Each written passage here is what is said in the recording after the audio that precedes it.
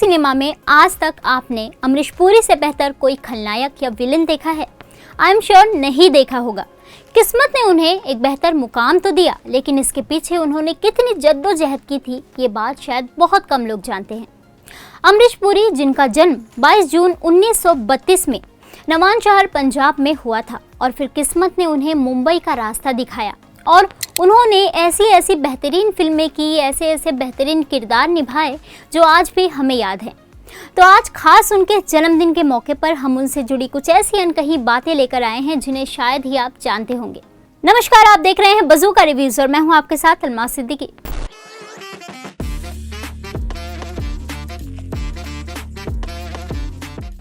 बाईस जून 1932 को एक ऐसी शख्सियत का जन्म हुआ था जिसने सभी के दिलों में अपनी अलग पहचान बनाई है, जिन्हें गुजरे हुए भले ही 20 से 19 साल हो गए हैं, लेकिन उनकी एक अलग ही पहचान लोगों के दिलों में है। हिंदी सिनेमा के खलनायक अमरीश पुरी, जिन्होंने पंजाब से मुंबई तक का सफर तय किया था।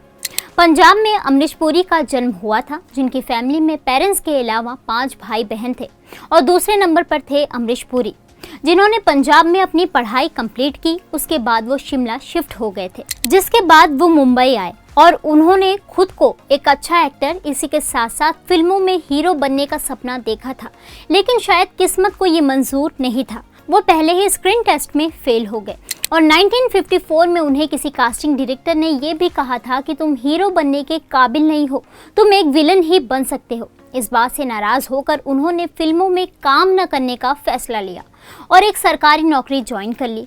21 सालों तक यही चलता रहा। फिर 1961 में उनसे एक मशहूर थिएटर पर्सनैलिटी ने कहा कि अगर तुम्हें एक्टिंग करनी है तो उसकी शुरुआत थिएटर्स में स्टेज परफॉर्मेंस से करनी चाहिए। कास्टिंग डायरेक्टर के कहने पर उन्होंने ऐसा ही किया और स्टेज पर परफॉर्म करना शुरू कर दिया, जिसके बाद उनकी एक्टिंग लोगों को बहुत ज्यादा पसंद आने लगी। फेमस होने के बाद उन्हें कई सारी एडवर्टीजमेंट भी मिलने लगी और उनके करियर की पहली फिल्म थी प्रेम पुजारी और दूसरी फिल्म थी 1975 में आई निशांत। फिल्मों में एक्टिंग के साथ साथ वो थिएटर्स भी किया करते थे और इसी तरह उन्हें पहली फिल्म मिली जानी दुश्मन। उस फिल्म में उन्होंने भले ही एक छोटा सा किरदार निभाया था, लेकिन वो किरदार भी लोगों को बहुत ज़्यादा पसंद आया था। इसके बाद उन्हें लगातार कई सारी फिल्में मिलने लगी, जैसे कि कुर्बानी, गहराई, आक्रोश और मिस्टर इंडिया। मिस्टर इंडिया में उन्होंने one of the best performance of Mogambo play किया था और आज भी उनका ये डायलॉग लोगों को याद है कि मोगैम्बो खुश हुआ। अपने करियर में एक अच्छे मुकाम पर पहुंचने के बाद उन्होंने उस कास्टिंग डायरेक्टर का शुक्रिया अदा किया जिसने उन्हें कहा था कि तुम हीरो कभी नहीं बन सकते, बल्कि तुम्हें विलन बनना चाहिए। अक्सर हमने अमरीश पुरी से जुड़ी कई सारी कहानियां और बातें सुनी होंगी, जिनमें से एक थी कि उन्होंने एक बार आमिर खान को बहुत बुरी तरह से डांटा था। दरअसल जबरदस्त नाम की एक्शन फिल्म की एक शूटिंग चल रही थी, जिसमें सनी देओल और संजीव कुमार जैसे जाने माने एक्टर शामिल थे, जिसका डायरेक्शन तो नासिर हुसैन कर रहे थे, लेकिन आमिर खान वहां पर असिस्टेंट डायरेक्टर के तौर पर मौजूद थे। और फिल्म के एक सीन के दौरान अमरीश पुरी अपना एक डायलॉग बार बार भूल जा रहे थे, जिस वजह से आमिर खान ने उन्हें रोका और बार बार कहा कि इसे फिर से बोलिए। इस बात से गुस्सा होकर अमरीश पुरी ने आमिर खान को सबके सामने भरी महफिल में चिल्ला दिया, जिस वजह से आमिर खान शर्मिंदा हो गए और उन्होंने अपनी गर्दन झुकाई और वहां से निकल गए।